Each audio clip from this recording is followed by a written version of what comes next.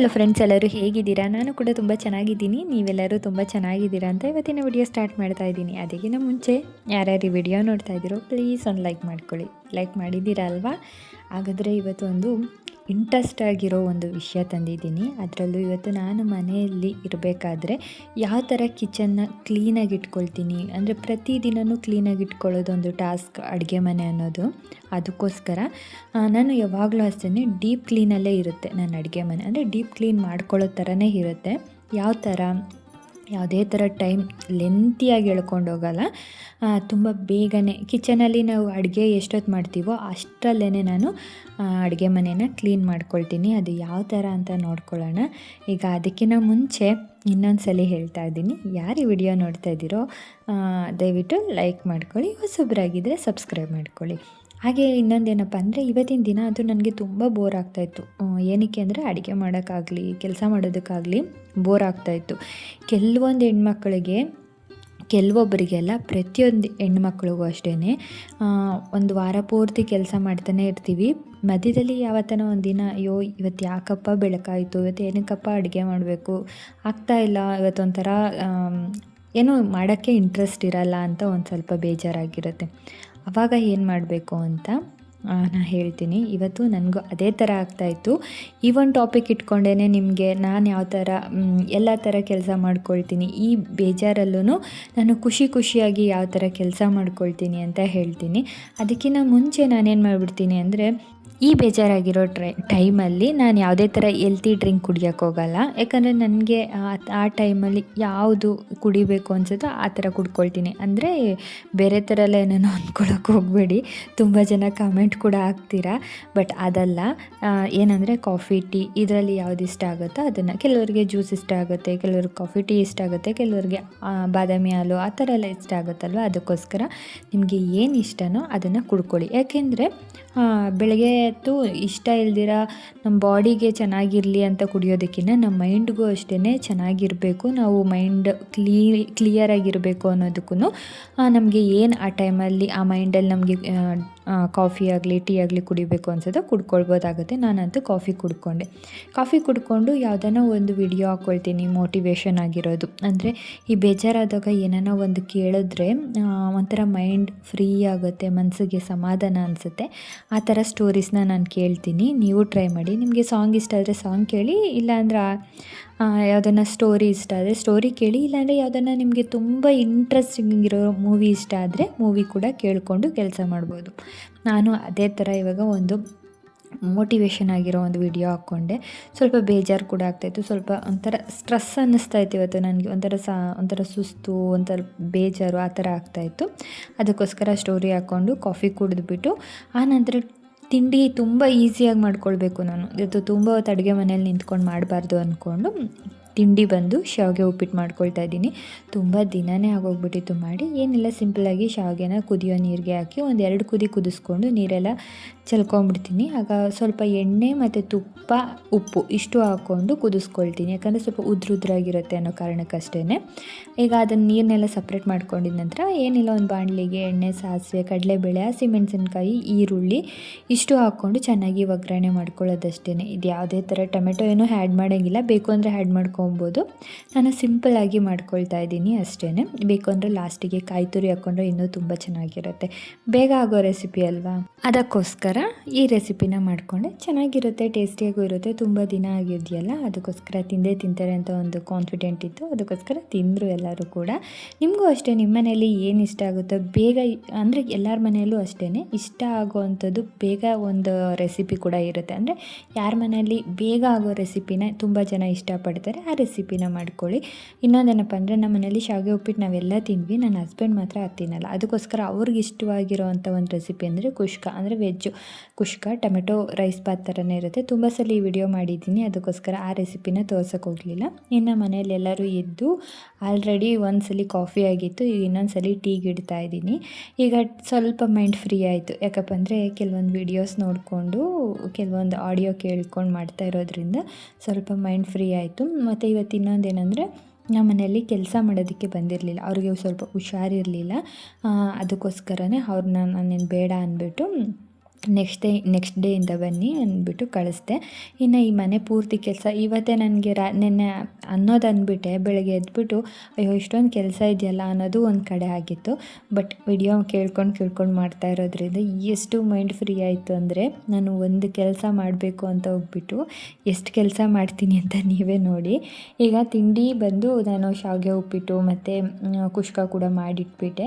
ಇನ್ನು ಹುಡುಗರಿಗೆಲ್ಲ box pack ಮಾಡಿ ಅವ್ರನ್ನ ಸ್ಕೂಲಿಗೆ ರೆಡಿ ಮಾಡಿ ಕಳಿಸಿದ್ದಾಯಿತು. ಇದೆಲ್ಲ ಕಳಿಸಿದ್ಮೇಲೆ ಇನ್ನು ಮನೆ ಪೂರ್ತಿ ಎಲ್ಲ ಒಂದು ಕಡೆಯಿಂದ ಒದ್ರುಕೊಂಡು ಇನ್ನು ಕಸ ಗುಡಿಸ್ಕೊಂಡು ಬಂದೆ. ಪೂರ್ತಿಯಾಗಿ ಎಲ್ಲ ಕ್ಲಿಯರಾಗಿ ತೋರಿಸ್ಬೇಕು ಅಂದರೆ ತುಂಬ ಲೆಂತಿಯಾಗುತ್ತೆ. ಯಾವಾಗಲೂ ಅಷ್ಟೇ ನಾನು ಕ್ಲೀನಿಂಗ್ ವಿಡಿಯೋ ನೋಡೇ ಇದ್ದೀರಾ, ಅದಕ್ಕೋಸ್ಕರ ನಾನು ರೂಮ್ಸು ಮತ್ತು ಡೈನಿಂಗ್ ಹಾಲ್ ಅವೆಲ್ಲ ಕ್ಲೀನ್ ಮಾಡೋದೇನು ತೋರಿಸಿಲ್ಲ. ಅದನ್ನೆಲ್ಲ ಮಾಡ್ಕೊಂಡು ಬಂದು ಕ್ಲೀನಾಗಿ ಕಂಪ್ಲೀಟಾಗಿ ಏನೇನು ಇಡಬೇಕು ಎಲ್ಲೆಲ್ಲಿ ಇಡಬೇಕು ಎಲ್ಲ ಒದ್ರಿ ಸೋಫಾ ಗಿಫಾ ಎಲ್ಲ ಕ್ಲೀನ್ ಮಾಡಿಬಿಟ್ಟು ಎಲ್ಲ ರೆಡಿ ಮಾಡಿ ಕಸ ಗುಡಿಸ್ಕೊಂಡು ಬಂದೆ. ಈ ಕಡೆ ಟೀ ಕೂಡ ಬೇಯಕ್ಕೆ ಇಟ್ಟಿದ್ನಲ್ಲ, ಅದನ್ನು ಸ್ಟವ್ ಆಫ್ ಮಾಡಿದೆ. ಸ್ವಲ್ಪ ಎಲ್ಲ ಸ್ನಾನಕ್ಕೆ ಇದಕ್ಕೆ ಹೋಗಿದ್ರು. ಆಮೇಲೆ ಟೀ ಕೊಡೋಣ, ತಿಂಡಿ ತಿಂದಾದ್ಮೇಲೆ ಟೀ ಕೊಡೋಣ ಅಂದ್ಬಿಟ್ಟು ಆಫ್ ಮಾಡಿಟ್ಬಿಟ್ಟೆ. ಅದು ಅಷ್ಟರಲ್ಲಿ ಪಾತ್ರೆ ನೋಡಿದ್ರಲ್ಲ ಇಷ್ಟು ಇತ್ತು. ಪಾತ್ರೆ ಪೂರ್ತಿ ಕ್ಲೀನ್ ಮಾಡಿಕೊಂಡು ಇನ್ನು ನಮ್ಮತ್ತೆ ಬಂದು ಬಟ್ಟೆ ಒಣಗಾಕೋದಾಗಲಿ ಮಡಚಿಡೋದಾಗಲಿ ಅದನ್ನು ಮಾಡ್ಕೊಳ್ತಾ ಇರ್ತಾರೆ. ನಾನು ಅಡುಗೆ ಮನೇಲಿ ಈ ಕೆಲವೊಂದು ತಿಂಡಿ ಮಾಡ್ಕೊಳ್ಳೋದು ಅದೇ ಏನಾನ ಮಾಡ್ತಾನೆ ಕೆಲಸ ಮುಗಿಸ್ಕೊಳ್ತೀನಲ್ಲ, ನಾನು ಅಷ್ಟೇನು ಅವ್ರನ್ನ ಅಡುಗೆ ಮನೆಗೆ ಬಿಟ್ಕೊಳ್ಳಿಲ್ಲ. ಪಾಪ ಇನ್ನು ಬಟ್ಟೆ ಒಣಗಾಕೋದು ಅದೇ ದೊಡ್ಡ ವಿಷಯ ನನಗೆ, ಅದೇ ಮಾಡಿಕೊಟ್ರೆ ಸಾಕು ಅಂದ್ಬಿಟ್ಟು ಇನ್ನು ಚಿಕ್ಕ ಕೆಲಸ ಎಲ್ಲ ಮಾಡ್ತಾ ಇರ್ತಾರೆ. ಪಾತ್ರೆ ತೊಳೆಯೋದು ಮತ್ತು ಸಂಜೆ ಹೊತ್ತು ಆ ಥರ ಎಲ್ಲ ಮಾಡ್ತಾರೆ. ಇನ್ನು ನಾನು ಅಡುಗೆ ಮನೆಯಲ್ಲಿರೋಷ್ಟು ನಾನು ಯಾವುದೇ ಥರ ಅಷ್ಟು ಕೆಲಸ ಕೊಡ್ಲಿಕ್ಕೆ ಹೋಗಲ್ಲ ಅವ್ರಿಗೆ. ಇನ್ನು ಪಾತ್ರೆ ಎಲ್ಲ ತೊಳೆದಿದ್ದ ನಂತರ ಇನ್ನು ಸ್ಟವ್ ಕ್ಲೀನ್ ಮಾಡ್ಕೊಂಬಿಡ್ತೀನಿ. ಸ್ಟವ್ ಅಂದರೂ ನಾನು ದಿನಕ್ಕೆ 2 ಟೈಮ್ ಕ್ಲೀನ್ ಮಾಡ್ತೀನಿ. ಮಧ್ಯಾಹ್ನ ಅಂದರೆ ಅಡುಗೆ ನಾಷ್ಟ ಆಗಿದ ತಕ್ಷಣ ಒಂದ್ಸಲ ಡೀಪ್ ಕ್ಲೀನ್ ಮಾಡ್ಕೊಂಬಿಡ್ತೀನಿ ಸ್ಟವ್ವು. ಅದಾದಮೇಲೆ ನೈಟ್ ಒಂದ್ಸಲ ನಾರ್ಮಲಾಗಿ ಒಂದ್ಸಲ ಒರೆಸ್ಕೊಂಡು ಕ್ಲೀನ್ ಮಾಡ್ಕೊಳ್ತೀನಿ. ಇವಾಗ ಅಡುಗೆ ಮನೆ ಎಲ್ಲ ಕ್ಲೀನ್ ಆಯಿತು. ಇವಾಗ ಸ್ವಲ್ಪನೇ ಕೆಲವೊಂದು ಸಾಂಗ್ ಕೇಳಿ ಮೈಂಡ್ ಫ್ರೀ ಆಗ್ತಾ ಇರುತ್ತೆ. ನಿಮಗೆ ಅಷ್ಟೇ ಇದೇ ಥರ ಮಾಡಿ ಅದೇ ಥರ ಮಾಡಿ ಹೇಳಲ್ಲ, ಯಾಕಂದರೆ ನನ್ನ ಮೈಂಡ್ ಸೆಟ್ಟೇ ಬೇರೆ ಇರುತ್ತೆ, ನಿಮ್ಮ ಮೈಂಡ್ ಸೆಟ್ಟೇ ಬೇರೆ ಇರುತ್ತೆ. ಕೆಲವರಿಗೆ ಸೀರಿಯಲ್ ಕೇಳ್ತಾ ಮಾಡ್ತೀರಾ, ಅಕಸ್ಮಾತ್ ಕೆಲವರು ಟಿ ವಿ ನೋಡಬೇಕು ಅಂತ ಅನಿಸುತ್ತೆ, ಕೆಲಸ ಮಾಡೋಕ್ಕೆ ಇಂಟ್ರೆಸ್ಟ್ ಆಗಲ್ಲ. ಅವಾಗ ಏನು ಮಾಡಬೇಕು ಅಂದರೆ ಒಂದು ಟೈಮಿಂಗ್ಸ್ ಇಟ್ಕೊಳ್ಳಿ, ಒಂದು 10 ನಿಮಿಷ ಇಲ್ಲ ಒಂದು ಹಾಫ್ ಆನ್ ಅವರ್ 1 ಅವರ್ ಅಷ್ಟೇ. ಅದ್ರ ಮೇಲೆ ನೋಡ್ಲಿಕ್ಕೆ ಹೋಗಬಾರ್ದು. ನೋಡೋ ಥರ ನೋಡಿಬಿಟ್ಟು ಆಮೇಲೆ ನಿಧಾನಕ್ಕೆ ಕೆಲಸ ಸ್ಟಾರ್ಟ್ ಮಾಡಿ. ಕೆಲವೊಂದು ಸಲ ಏನಾಗ್ಬಿಡುತ್ತೆ ಅಂದರೆ ನಾವು ಒಂದು ಸಲ ಏನಾನ ಟಿ ವಿ ಮುಂದೆ ಆಗಲಿ ಮೊಬೈಲ್ ಇಟ್ಕೊಂಡು ಕೂತ್ಕೊಂಡ್ರೆ ಅದು ಎಷ್ಟು ಅವರ್ ಬೇಕಾದರೂ ಟೈಮ್ ಎಳ್ಕೊಂಡು ಹೊಟ್ಟೋಗ್ಬಿಡುತ್ತೆ. ಒಂದೊಂದು ಸಲ 2 ಅವರು ನೋಡ್ತೀವಿ ಅಂತ ಹೋಗ್ಬಿಟ್ಟು 4-5 ಅವರ್ ನೋಡೋ ಥರ ಆಗೋಗುತ್ತೆ. ಬೆಳಗ್ಗೆ ಸ್ಟಾರ್ಟ್ ಮಾಡಿದ್ರೆ ಟಿ ವಿ ನೋಡಲಿಕ್ಕೆ ಇನ್ನು ಹುಡುಗರು ಬರೋಷ್ಟಕ್ಕೂ ಯಾವುದೇ ಕೆಲಸ ಮಾಡ್ದಿರೇ ಮಾಡ್ತಾ ಇರ್ತೀವಿ. ಅದಕ್ಕೋಸ್ಕರ ಟೈಮಿಂಗ್ಸ್ ಸೆಟ್ ಮಾಡ್ಕೊಳ್ಳಿ, ಒಂದು 2 ಅವರ್ 1 ಅವರು. ಆಮೇಲೆ ಕೆಲಸದಲ್ಲೂ ಅಷ್ಟೇ, ನಾನು ಇನ್ನು 1 ಅವರಲ್ಲಿ ಕೆಲಸ ಮುಗಿಸ್ಕೊಂಬಿಡ್ಬೇಕು ಅಂತ ಟೈಮಿಂಗ್ ಸೆಟ್ ಮಾಡ್ಕೊಳ್ಳಿ. ತುಂಬ ಈಸಿಯಾಗಿ ಮನೆ ಕೆಲಸನ ಕ್ಲೀನಾಗಿ ಕಂಪ್ಲೀಟಾಗಿ ಮಾಡ್ಕೊಳ್ಬೋದು. ಇವಾಗ ನಾನು ಸಾಂಗ್ ಕೇಳ್ತಾನೆ ನನಗೆ ಗೊತ್ತಿಲ್ದಿರ ಫುಲ್ಲು ಡೀಪ್ ಕ್ಲೀನ್ ಮಾಡ್ಕೊಳ್ತಾ ಇದ್ದೆ ಸ್ಟವ್ನ. ಇದೆಲ್ಲ ಆದಮೇಲೆ ವಾರಕ್ಕೆ ಒಂದು 2 ಸಲಿಯನ್ನು ನಾನು ಈ ಉಪ್ಪಿನ ಜಾಡಿ ಎಲ್ಲ ಜೋಡಿಸಿರ್ತೀವಲ್ಲ ಅದನ್ನು ಕ್ಲೀನ್ ಮಾಡ್ಕೊಳ್ತೀನಿ. ಯಾಕಂದರೆ ಅಡುಗೆ ಮಾಡ್ತಾ ನಮಗೆ ಗೊತ್ತಿರೋಲ್ಲ, ಎಣ್ಣೆ ಎಲ್ಲ ಎಗರಿರೋದು, ಚಿಕ್ಕದಾಗಿ ಏನಾನ ಒಂದು ಸಾಸಿವೆ ಆಗಲಿ ಎಗರಿರುತ್ತೆ, ಅದನ್ನು ನಾವು ಪ್ರತಿದಿನ ಕ್ಲೀನ್ ಮಾಡ್ಲಿಕ್ಕೆ ಹೋಗಲ್ಲ. ಅದಕ್ಕೋಸ್ಕರ ನಾನೇನು ಮಾಡ್ತೀನಿ, ವಾರಕ್ಕೆ 1 ಸಲ ಆರ್ಪಿಕ್ ಆಗಲಿ ಇಲ್ಲ ಲೈಝಾಲ್ ಆಗಲಿ ಏನನ್ನ ಒಂದು ಹಾಕ್ಕೊಂಡು ಕ್ಲೀನಾಗಿ ಗೋಡೆ ಗಿಡೆ ಎಲ್ಲ ಕ್ಲೀನಾಗಿ ಒರೆಸ್ಕೊಂಡು ಆಯಿಲ್ ಬಾಟಲು ಪ್ರತಿ ವಾರಕ್ಕೊಂದು ಸಲಿನ ಕ್ಲೀನ್ ಮಾಡ್ಕೊಂಬಿಡ್ತೀನಿ. ಅದನ್ನೆಲ್ಲ ಜೋಡಿಸ್ಕೊಂಡು ಒರೆಸ್ಕೊಂಡು ಕ್ಲೀನ್ ಮಾಡ್ಕೊಳ್ತೀನಿ. ಈಗ ಸ್ವಲ್ಪ ಮೈಂಡ್ ನಿಧಾನಕ್ಕೆ ಇನ್ನು ಕೆಲಸ ಮಾಡ್ಬೋದು ಅನ್ನೋ ಥರ ಇತ್ತು ಮೈಂಡು. ಯಾವುದೇ ಥರ ಸುಸ್ತಾಗಲಿ ಏನೂ ಆಗ್ತಾ ಇರಲಿಲ್ಲ. ಯಾಕಂದರೆ ನಮಗೆ ಇಷ್ಟವಾಗಿರೋ ವ್ಯಕ್ತಿ ಆಗಲಿ, ನಮ್ಗೆ ಇಷ್ಟವಾಗಿರೋ ವಸ್ತು ಆಗಲಿ, ಇಲ್ಲ ನಮ್ಗೆ ಇಷ್ಟವಾಗಿರೋ ಏನೋ ಒಂದು ಅದು ನಮ್ಮ ಜೊತೆ ಇರುವಾಗ ನಮ್ಗೆ ಯಾವುದೇ ಥರ ಸುಸ್ತಾಗಲಿ ಏನೂ ಆಗಲ್ಲ. ಅದಕ್ಕೋಸ್ಕರ ಪ್ರತಿಯೊಬ್ಬರಿಗೂ ಒಂದೊಂದು ವಸ್ತು ಆಗಲಿ, ಒಂದೊಂದು ಸಾಂಗ್ ಆಗಲಿ, ಒಂದೊಂದು ಮೂವಿ ಆಗಲಿ ಇಷ್ಟ ಇದ್ದೇ ಇರುತ್ತೆ. ಅವ್ರಿಗೋಸ್ಕರ ಹೇಳ್ತಾ ಇರೋದು. ಇನ್ನು ಇದನ್ನೆಲ್ಲ ಕಂಪ್ಲೀಟಾಗಿ ಮಾಡ್ಕೊಂಡಿದ್ದ ನಂತರ ಪ್ರತಿ ಒಂದು ಸಲಿನೂ ಅಷ್ಟೇ ಇದು ಮುಗೀತು ಇನ್ನೇನು ಇಲ್ಲ ಅಂದ್ಕೊಳ್ಳೋಕ್ಕಂತೂ ಆಗಲ್ಲ ಕಿಚನಲ್ಲಿ ಕೆಲಸ. ಇದಾದಮೇಲೆ ಇನ್ನೊಂದು ಅಂತಲೇ ಇರುತ್ತೆ. ನಾನು ಅಷ್ಟೇ ಇದನ್ನೆಲ್ಲ ಮುಗಿಸ್ಕೊಂಡು ಲಾಸ್ಟಿಗೆ ಪಾತ್ರೆ ಎಲ್ಲ ತೊಳೆದಿದ್ನಲ್ಲ ಅದನ್ನು ಸ್ವಲ್ಪ ಹೊತ್ತು ಬಿಸಿಲಲ್ಲಿ ಇಡ್ತಾ ಇದ್ದೀನಿ. ಯಾಕಂದರೆ ಒರೆಸ್ಕೊಂಡು ಕೂತ್ಕೊಂಡ್ರೆ ಇನ್ನೂ ಸ್ವಲ್ಪ ಲೇಟ್ ಆಗುತ್ತೆ ಮತ್ತು ಪಾತ್ರೆ ಒರೆಸೋಕ್ಕೂ ಇವತ್ತೇನು ಬೇಡ, ಬಿಸಿಲಲ್ಲಿ ಇಡೋಣ ಅಂದ್ಬಿಟ್ಟು ಇಟ್ಬಿಟ್ಟು ಬಂದಿದ್ದೆ. ಅಷ್ಟರಲ್ಲಿ ಈ ಕಡೆ ಶಿಂಕು ಕ್ಲೀನಾಗಿ ಎಲ್ಲ ಸೋಪು ನಾರು ಎಲ್ಲ ಹಾಕ್ಕೊಂಡು ಚೆನ್ನಾಗಿ ತೊಳೆದು ಆಮೇಲೆ ಈ ಥರ ಒರೆಸೋದಕ್ಕೆ ಒಂದು ಬಟ್ಟೆ ಇಟ್ಕೊಂಡ್ಬಿಟ್ಟಿರ್ತೀನಿ. ಲಾಸ್ಟಲ್ಲಿ ಇನ್ನೇನು ವಾಷಿಂಗ್ ಹಾಕಬೇಕು ಅನ್ನೋ ಟೈಮಲ್ಲಿ ನಾನೇನು ಮಾಡ್ತೀನಿ, ಶಿಂಕ್ನ ಕಂಪ್ಲೀಟಾಗಿ ಒಂದ್ಸಲ ಒರೆಸ್ಕೊಂಡ್ಬಿಡ್ತೀನಿ. ಒರೆಸ್ಕೊಂಡು ಅದು ಒಣಗೋದ ಮೇಲೆ ಒಂದು 5 ನಿಮಿಷನ ನೋಡೋದಕ್ಕೆ ತುಂಬ ಚೆನ್ನಾಗಿ ಕಾಣುತ್ತೆ. ಅದಕ್ಕೋಸ್ಕರ ನೋಡಿ ಈಗ ಕಂಪ್ಲೀಟಾಗಿ ಅಡುಗೆ ಮನೆ ಕ್ಲೀನ್ ಆಗೋಯಿತು. ಈ ಕಡೆ ನಾನು ಅಡುಗೆ ಎಲ್ಲ ಮಾಡಿಬಿಟ್ಟಿರ್ತೀನಲ್ಲ ಅದನ್ನು ಅಷ್ಟೇ ಕ್ಲೀನಾಗಿ ಒರೆಸ್ಕೊಂಡ್ಬಿಡ್ತಾ ಇದ್ದೀನಿ. ಜಾಸ್ತಿ ಅಲ್ಲೇನು ಇಡಲ್ಲ, ಬರೀ ವಾಟರ್ ಬಾಟಲು ಮತ್ತು ಅಡುಗೆ ಮಾಡೋದಕ್ಕೆ 2 ಮಡಿಕೆ ಇತ್ತಲ್ಲ ಅದನ್ನು ಇಡ್ತೀನಿ ಅಷ್ಟೇ. ಇದೆಲ್ಲ ಮುಗಿಯೋಷ್ಟರಲ್ಲಿ ಆ ಕಡೆ ಅತ್ತೆ ಕೂಡ ಬಟ್ಟೆ ಎಲ್ಲ ಮಡಚಿ ಜೋಕಾಲಿ ಮೇಲೆ ಇಟ್ಟಿದ್ರು. ನಾನು ಯಾವ್ಯಾವ ಬಟ್ಟೆ ಎಲ್ಲೆಲ್ಲಿ ಇಡಬೇಕು ಅಂತ ಒಂದು ಕಡೆ ಸೆಟ್ ಮಾಡ್ಕೊಂಡ್ಬಿಟ್ಟಿರ್ತೀನಿ. ನನ್ನ ಮಗನ ಬಟ್ಟೆನೇ ಒಂದು ಕಡೆ, ಟವಲ್ಸೇ ಒಂದು ಕಡೆ, ಸಾಕ್ಸು, ಯೂನಿಫಾರ್ಮು ಇವೆಲ್ಲ ಒಂದೊಂದು ಕಡೆನೇ ಇಟ್ಬಿಟ್ಟಿರ್ತೀನಿ. ಯಾಕಂದರೆ ಅಲ್ಲಿ ಇಲ್ಲಿ ಎಲ್ಲ ಒಂದೇ ಕಡೆ ನಾನು ಇಡೋಕ್ಕೆ ಹೋಗಲ್ಲ. ಬೇಗ ಇಟ್ಟಿದ ತಕ್ಷಣ ಸಿಕ್ಬಿಡ್ಬೇಕು ನನಗೆ, ಆ ಥರ ಜೋಡಿಸಿ ಇಟ್ಕೊಳ್ತೀನಲ್ಲ. ಅದಕ್ಕೋಸ್ಕರ ಅವರು ಎಲ್ಲ ಮಡಚಿ ಜೋಕಾಲಿ ಮೇಲೆ ಇಡ್ತಾರೆ. ಇನ್ನು ಎಲ್ಲ ಕಡೆನೂ ನಾನು ಎಲ್ಲೆಲ್ಲಿ ಏನೇನು ಇಡಬೇಕೋ ಅದನ್ನೆಲ್ಲ ಇಟ್ಕೊಳ್ತೀನಿ. ಇನ್ನು ಬಟ್ಟೆ ಎಲ್ಲ ಮಡಚಿಟ್ಟಿರೋದ್ರಿಂದ ಎತ್ತಿ ಇಟ್ಟಿದ್ದಾಯಿತು. ಯಾಕಂದರೆ ಕೆಲವೊಬ್ಬರಿಗಂತೂ ಬಟ್ಟೆ ಮಡಚೋದೇ ಒಂಥರ ಬೇಜಾರು, ಒಗೆದ್ಬಿಡ್ಬೋದು, ಒಣಗಾಕ್ಬಿಡ್ಬೋದು. ತುಂಬ ಜನಕ್ಕೆ 99% ಜನಕ್ಕೆ ಬಟ್ಟೆ ಮಡಚೋದಂದರೆ ಬೋರಿಂಗ್ ಕೆಲಸನೇ. ಇವಾಗ ಬಟ್ಟೆ ಎಲ್ಲ ಎತ್ತಿಟ್ಟಿದ ನಂತರ ಇನ್ನು ಈ ಮಡಿಕೆಯಲ್ಲಿ ನೀರು ಬಂದು ವಾರಕ್ಕೆ ಒಂದು 3 ಸಲ ಚೇಂಜ್ ಮಾಡ್ತೀನಿ. ಅಂದರೆ ಒಂದು ದಿನ ಬಿಟ್ಟು ಒಂದು ದಿನ ಅಂದ್ಕೊಬೋದು. ಎಲ್ಲನೂ ಹೊರಗಡೆ ಹೋಗಿ ಬಂದರೆ ತಣ್ಣಗಿರೋ ನೀರು ಕುಡಿಬೇಕು ಅಂತ ಆಸೆ ಆಗುತ್ತಲ್ವ ಕೆಲವರಿಗೆ. ಅದಕ್ಕೋಸ್ಕರ ಫ್ರಿಡ್ಜಲ್ಲಿ ನಾನು ಇಡೋಕ್ಕೆ ಹೋಗಲ್ಲ ಜಾಸ್ತಿ. ಅಂದರೆ ಫ್ರಿಡ್ಜಲ್ಲಿ ನಾನು ಇಡಲ್ಲ, ಮಡಿಕೆ ನೀರಾದರೆ ಈ ಸ್ಕೂಲಿಂದ ಬಂದಿದ ತಕ್ಷಣ ತಣ್ಣಗಿರೋ ನೀರು ಕೊಡು ಅಂದರೆ ಈ ಮಡಿಕೆ ನೀರನ್ನ ಕೊಡ್ತೀನಿ. ತುಂಬ ಒಳ್ಳೆಯದಲ್ವ ಮಡಿಕೆ ನೀರು, ನಾವು ಫ್ರಿಡ್ಜ್ ನೀರು ಅಷ್ಟು ಒಳ್ಳೆಯದಲ್ಲ ಅಂದ್ಬಿಟ್ಟು ಆಲ್ಮೋಸ್ಟ್ ಡೈಲಿ ಒಂದು ದಿನ ಬಿಟ್ಟು ಒಂದು ದಿನ ಮಡಿಕೆನ ತೊಳೆದ್ಬಿಟ್ಟು ನೀರಿಡ್ತೀನಿ. ಅದಾದಮೇಲೆ ಇನ್ನು ಡೈನಿಂಗ್ ಟೇಬಲ್ನ ಕ್ಲೀನ್ ಮಾಡ್ಕೊಳ್ಳೋದು. ಇದರಲ್ಲಿ ಜಾಸ್ತಿ ನಾನೇನು ಇಡ್ಲಿಕ್ಕೆ ಹೋಗಲ್ಲ. ಅಮ್ಮ ಏನಾನ ಕಳಿಸ್ದಾಗ ಹಣ್ಣು ಬ್ರೆಡ್ಡು ಅದು ಇದು ಬಂದಾಗ ಮಾತ್ರ ಈ ಥರ 2 ಬುಟ್ಟಿಯಲ್ಲಿ ಇಡ್ತೀನಿ.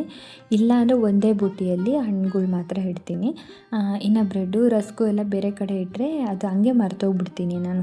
ಆಮೇಲೆ ನೋಡೋಣ ಅಂತ ಈ ಡೈನಿಂಗ್ ಟೇಬಲ್ ಮೇಲೆ ಇಟ್ಟರೆ ಅಂತೂ ಮಕ್ಕಳು ಕೂಡ ಎತ್ಕೊಂಡು ತಿಂತಾರೆ. ಅದಕ್ಕೋಸ್ಕರ ಇದೆಲ್ಲ ಆದಮೇಲೆ ಈಗ ಮನೆ ಒರೆಸ್ಕೊಳ್ತಾ ಇದ್ದೀನಿ. ಮನೆ ಒರೆಸೋದಕ್ಕೆ ನಾನು ಪ್ರತಿದಿನ ಅಂತಲ್ಲ, ಯಾವಾಗ ನಾನು ಒರೆಸೋವಾಗ ಇಲ್ಲ ನಾನು ಅವ್ರಿಗೆ ಏನಾನ ಒರೆಸೋ ಟೈಮಲ್ಲಿ ಇದ್ದರೆ ಉಪ್ಪು ಮತ್ತು ಒಂದು ಸ್ವಲ್ಪ ಅರಿಶಿನ ಹಾಕ್ಬಿಟ್ಟು ಮನೆ ಒರೆಸ್ಕೊಳ್ತೀನಿ. ಇದರಿಂದ ಏನೋ ಒಂಥರ ಅವಾಗಿಂದ ಹೇಳ್ಕೊಂಡು ಬರ್ತಾರಲ್ಲ, ಒಂದು ನೆಗೆಟಿವ್ ಎನರ್ಜಿ ಹೋಗುತ್ತೆ ಮನೇಲಿ, ಒಂದು ಪಾಸಿಟಿವ್ ಎನರ್ಜಿ ಇರುತ್ತೆ ಅನ್ನೋದಕ್ಕೆ. ಅದಕ್ಕೋಸ್ಕರ ನಾನು ಉಪ್ಪು ಮತ್ತು ಸ್ವಲ್ಪ ಅರಿಶಿನ ಹಾಕ್ಕೊಂಡು ಮನೆ ಒರೆಸ್ಕೊಂಡಿದ್ದಾಯಿತು. ಈಗ ಮನೆ ನೋಡಿ ಪಳಪಳ ಅಂತ ಇದೆ. ಆಲ್ಮೋಸ್ಟ್ ಎಲ್ಲ ಕ್ಲೀನಾಗಿದೆ. ಒಂಥರ ಸಮಾಧಾನ, ಎಷ್ಟು ಸಮಾಧಾನ ಅಂದರೆ ನನಗೆ ಬೆಳಗ್ಗೆ ಇದು ಸುಸ್ತು ಅದೆಲ್ಲ ಹೋಗ್ಬಿಡ್ತು. ಈಗ ಇದೆಲ್ಲ ಆಗೋಷ್ಟರಲ್ಲಿ ನಾನು ಯಾವ ಥರ ಆಗಿದ್ದೀನಿ ಗೊತ್ತಾ, ಎಲ್ಲ ಕೇಳ್ಕೊಂಡು ಒಂದೇ ಸಮ ಅದು ಇದು ಸ್ಟೋರಿ ಕೇಳ್ಕೊಂಡು ಮಾಡೋಷ್ಟರಲ್ಲಿ ನಾನು ಈ ಥರ ಆಗೋಗ್ಬಿಟ್ಟಿದ್ದೀನಿ. ಇನ್ನು ನಾನು ಕೂಡ ಫ್ರೆಶ್ ಅಪ್ ಆಗಿಬಿಟ್ಟು ಇನ್ನು ಅಡುಗೆ ಕೂಡ ಮಾಡಬೇಕು. ಅಡುಗೆ ಏನಿಲ್ಲ, ತಿಳಿ ಸಾರು ಮಾಡಿಬಿಡೋಣ, ಅದು ಬೇಗನೆ ಆಗುತ್ತಲ್ವ ಅನ್ನೋದಕ್ಕೋಸ್ಕರ ಸ್ನಾನಕ್ಕೆ ಹೋಗೋಕ್ಕಿಂತ ಮುಂಚೆನೇ ಪಾತ್ರೆ ಜೋಡಿಸ್ತಾನೆ ಬೇಳೆ ಮತ್ತು ಟೊಮೆಟೊ ಕೂಡ ಬೇಯೋಕ್ಕಿಟ್ಟಿದ್ದೆ. ಇನ್ನು ಪಾತ್ರೆ ಹೊರಗಡೆ ಎಲ್ಲ ಒಣಗಿತ್ತಲ್ಲ ಅದನ್ನು ತಂದು ಜೋಡಿಸಿಟ್ಬಿಟ್ರೆ ಒಂದು 99% ಕೆಲಸನೇ ಮುಗ್ದೋಯ್ತು ಅಂದ್ಕೊಬೋದು. 1% ಅಡುಗೆ ಅಲ್ವಾ, ಅದು 2 ನಿಮಿಷಕ್ಕೆ ಕೆಲಸ. ಬೇಳೆನು ಟೊಮೆಟೊ ಬೆಂದರೆ ಹಾಗೆ ಹೋಗುತ್ತೆ ಇನ್ನು ಕೆಲಸ ಎಲ್ಲ. ನೋಡಿ ಅಡುಗೆ ಮನೆ ಕಂಪ್ಲೀಟಾಗಿ ಕ್ಲೀನ್ ಆದಮೇಲೆ ಈ ಥರ ಇರುತ್ತೆ, ನೋಡೋದಕ್ಕೆ ಒಂಥರ ಚೆಂದ. ಇನ್ನು ಸ್ನಾನ ಮಾಡ್ಕೊಂಡು ಬಂದಿದ ತಕ್ಷಣ ಅಡುಗೆ ಮನೆ ಲೈಟ್ ಹಾಕಿದ ತಕ್ಷಣ ಒಂಥರ ಖುಷಿ ಆಗೋಯಿತು. ಸರಿ ಮತ್ತೆ ಇನ್ನು ಯಾವುದಾನ ಒಂದು ಸ್ಟೋರಿ ಹಾಕ್ಕೊಂಡು, ನನಗೆ ಈಗ ಯಾವ ಸ್ಟೋರಿ ಕೇಳಬೇಕು ಅನ್ನಿಸುತ್ತೋ ಆರ್ ಸ್ಟೋರಿ ಕೇಳೋದಕ್ಕೆ ತುಂಬ ಇಷ್ಟ. ಅದರಲ್ಲೂ ಒಬ್ಬಳೇ ಇರೋದಂತೂ ಆರ್ ಮೂವಿ ನೋಡೋದಾಗಲಿ ಇದೆಲ್ಲ ಅಂದರೆ ನಂಗೆ ಸಿಕ್ಕಾಪಟ್ಟೆ ಇಷ್ಟ. ಈಗ ಯಾವುದಾನ ಒಂದು ಆರ್ ಸ್ಟೋರಿ ಕೇಳಿಕೊಂಡು ಇನ್ನು ಸಾಂಬಾರು ಕೂಡ ಮಾಡ್ಕೊಂಡ್ಬಿಟ್ಟೆ.